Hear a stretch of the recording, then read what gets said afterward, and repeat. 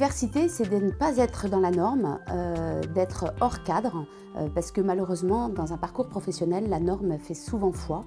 Il faut dire qu'avec un prénom comme Azilise, j'étais destinée à être en dehors du cadre dès ma naissance.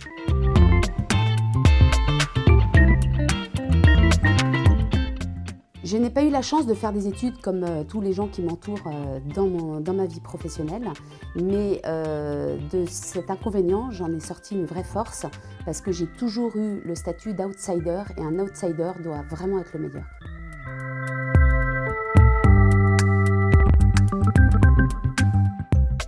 C'est finalement une véritable force d'être un peu différent parce que j'ai toujours eu en tête une citation d'Oscar Wilde que j'aime beaucoup qui dit « Sois toi-même, les autres sont déjà pris ».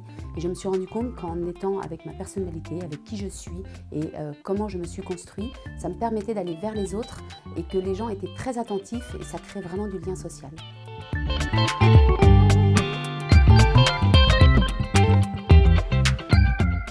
Je ne vous cache pas qu'au début, c'était compliqué pour moi quand on me disait « Waouh, quelle école de commerce t'as fait ?»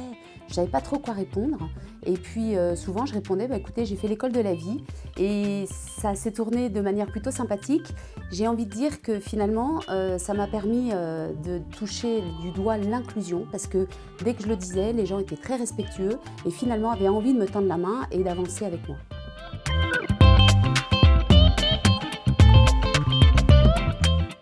C'est très important pour moi de témoigner de la diversité parce que j'ai eu la chance d'entendre des témoignages qui m'ont beaucoup inspirée et qui m'ont donné confiance en moi, en cette faculté à me dire je suis différente, j'ai envie aussi de le partager aux autres.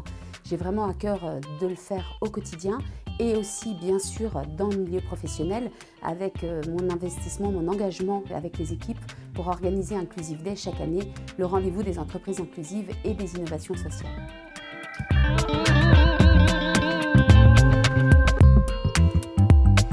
Je suis moi, je suis Azilise.